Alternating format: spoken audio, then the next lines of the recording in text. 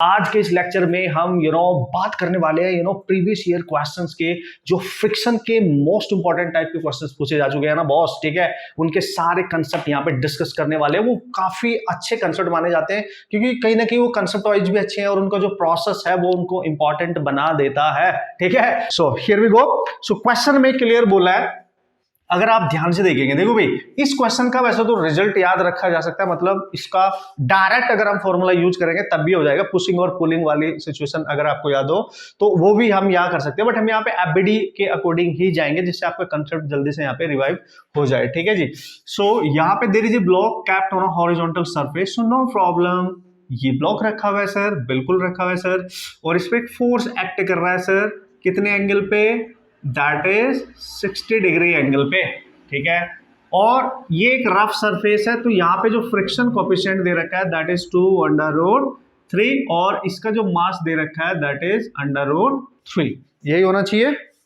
Yes, √3 kg दे रखा है and nothing else, ठीक है। Then what is the maximum value of force F? ये जो फोर्स यहाँ पे एक्ट कर रहा है, what is the maximum value of that force F such that block shown in the figure does not move? Okay, तो ये जो फोर्स यहाँ पे अप्लाई कर रहे हो ना आप, इसको देखो, इसको ये वाला जो फोर्स है आप देख सकते हो, पुश करने के लिए ऐसे किसी एंगल पे एक्ट कर रहा है, हॉरिजॉन्टल डायरेक्शन के साथ किसी एंगल पे आपने जो फोर्स अप्लाई किया है, इस फोर्स की maximum value actually you have to calculate. तो क्या पंगा है यार बॉस, उड़ा देंगे इसको, ठीक है। बट कंडीशन देखो, किस कंडीशन में ये करना है? ये करना है when this block does not move, मतलब अगर ये मूव नहीं कर रहा है तो स्टैटिक कंडीशन है, रेस्ट की कंडीशन है। ऑब्वियसली सर, मतलब यहां पे एक्ट करने वाला जो फ्रिक्शन फोर्स होगा वो एक्सटर्नल फोर्स से क्या होना चाहिए? ज्यादा होना चाहिए, उसके इक्वल होना चाहिए, ठीक है, लिमिटिंग कंडीशन पे होना चाहिए। यस, तो हम क्या करेंगे सर, सारे फोर्स, जितने भी पॉसिबल फोर्स है वो सारे एक्ट कराएंगे और उनको बैलेंस करेंगे, मतलब उनको इक्वेट कर देंगे, ठीक है। कैसे सर? देखो, इसकी मैक्सिमम वैल्यू चाहिए such that this block does not move, मतलब कहीं ना कहीं इसका जो एक्सेलरेशन है वो 0 है, ये सिस्टम रेस्ट पे स्टैटिक कंडीशन में है। ओके, अब क्या करेंगे, देखो अब इसका एफबीडी बना लेते हैं कि भाई कितने फोर्स इस पे एक्ट कर रहे हैं, दैट्स इट, ठीक है। चलो, अगर मैं इस ब्लॉक को ध्यान से देखूं, ये देखना है बस अब कितने फोर्सेस लग रहे हैं, ठीक है।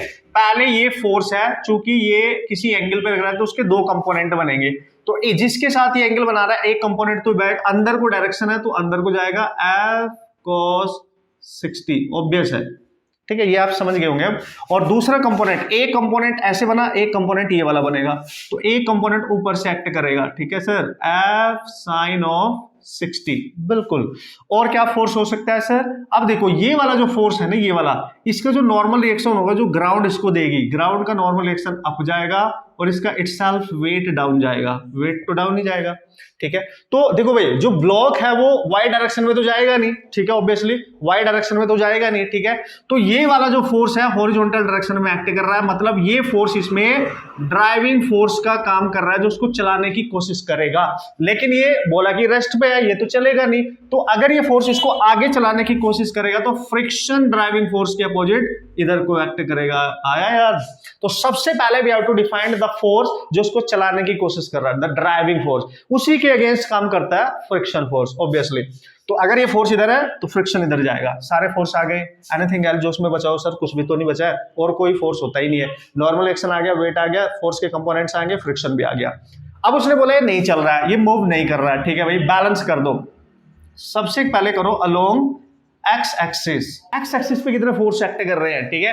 तो ये वाला फोर्स इधर है, फ्रिक्शन अपोजिट है, तो मतलब इक्वल हो जाएगा sir, F cos 60 must be equal to friction force, बिल्कुल सर। तो इसको लिखेंगे F/2 और फ्रिक्शन होता है μn, बिल्कुल। This is your first equation. Okay, so अब हम बात करने वाले हो, अब किसके अलोंग बात करेंगे सर? हम बात करेंगे along y axis. So no problem at all guys, no problem, बस वही करना है जो पढ़ा है, बस देखना है कि ये क्वेश्चन हमारे एग्जाम में आता है तो किस तरीके से हमने इसको हैंडल करना है। तो this is the along y axis, so you just check out how many number of forces acting along the y axis. तो आपने देखा ये वाला फोर्स पॉजिटिव डायरेक्शन में अप है, ये वाला डाउन है, ये भी डाउन है, तो this must be equal to sum of these, क्योंकि ये दोनों नीचे हैं, तो n, क्योंकि इक्वल करना है ना, हमने इक्वेट करना है, ये इन दोनों के सम के इक्वल होगा, उनको बैलेंस कर रहा होगा, mg प्लस F sin 60 को ये बैलेंस कर रहा है। तो नॉर्मल रिएक्शन यहां से आ गया है और यहां से इसको यहां पटका जा सकता है, तो पटक देते हैं ना, तो F/2 इक्वल टू आएगा सर म्यू, बिल्कुल सर। n की वैल्यू आई sir mg, plus F sine 60 होता है सर √3/2 बिल्कुल होता है सर। म्यू की वैल्यू पटक दो, ठीक है बॉस।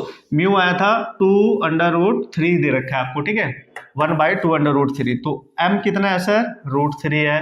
g को क्या करे, g को g ही रखते हैं, g को 10 ले लेते हैं या g ही रखते हैं, ठीक है g रख लेते हैं अभी, ठीक है। f√3/2 हो गया। अब क्या करोगे सर, इसको अंदर मल्टीप्लाई कर दो। आप देख सकते हो ऐसे भी कर सकते हो आप, चलो कर ही दो। तो ये आएगा f/2 इक्वल टू, जब इसको अंदर मल्टीप्लाई करोगे ना तो आप देखते हो √3 कैंसिल हो रहा है और ये 2 इसके डिनोमिनेटर में जाएगा, फिर यहाँ पे जाएगा तो इसके डिनोमिनेटर में जाएगा g/2 हो जाएगा, प्लस उधर जाएगा तो f/4 हो जाएगा। क्लियर है। f को एक साइड कर ले क्योंकि हमें f निकालना है, सो हियर वी गो, ठीक है। तो ये बनेगा f/2 minus f/4, it is g/2। So now you can see what is that sir, इसका जो एलसीएम आ रहा है आप बिल्कुल क्लियर दे सकते हो, f/4 आएगा एंड यहाँ पे 2 माइनस f ही बचेगा, ठीक है। तो ये आएगा g/2, एक 2 कैंसिल, तो f आ गया 2g। So this is the maximum possible force, ठीक है। मैक्सिमम पॉसिबल फोर्स ये आ गया, that is 20 Newton. This is the required force. Clearly आप देख सकते हो किस तरीके से आपने सिचुएशन सॉल्व करी है। इक्वेट करना है, नो प्रॉब्लम। अगर ये स्टैटिक कंडीशन में मूव नहीं कर रहा है तो बहुत क्लियरली आप देख सकते हो किस तरीके से आपने सिचुएशन को हैंडल करना है और अपना क्वेश्चन उड़ा देना है। मतलब इजीली अब आपने लॉट ऑफ प्रैक्टिस करोगे तो बहुत जल्दी से उसको उड़ा सकते हो, बहुत जल्दी से इसकी कैलकुलेशन की जा सकती है, बिकॉज हम समझ रहे हैं, दैट्स व्हाई हमने इस तरीके से करना है। ओके बॉस, ठीक है। तो अब टेंशन लेने का नहीं, टेंशन देने का, ठीक है। तो मैं वो सारे क्वेश्चंस भी कर रहा हूं जो थोड़े से आपके लिए टिपिकल हो सकते हैं कैलकुलेशन वाइज, वो मैं खुद कर रहा हूं। बाकी प्रीवियस ईयर जो मैं छोड़ दूंगा वो सब आपने करने, कहीं पे फंसोगे तो मेरे को बताना है ना, मैं हूं यहाँ पे, ठीक है। बट सारे क्वेश्चन सॉल्व करने, क्योंकि जितनी ज्यादा प्रैक्टिस करोगे उतने ज्यादा स्ट्रॉन्ग बनते जाओगे, है ना। प्रैक्टिस से ही स्ट्रॉन्ग बनोगे। एग्जाम को क्लियर करने का रास्ता प्रैक्टिस से ही पास होता है। आप लॉट ऑफ प्रैक्टिस करो, जितने मल्टीपल टाइप क्वेश्चंस कर सकते हो उतने क्वेश्चंस आप करो।